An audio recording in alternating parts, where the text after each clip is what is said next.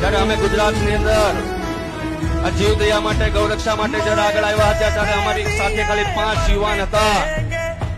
આજે 5 લાખ યુવાનો જોડાયેલા છે અને એવા જે જિલ્લાઓની અંદર અમે ટીમ બનાવી છે જ્યાં કસાઈના બાપની તાકાત નથી.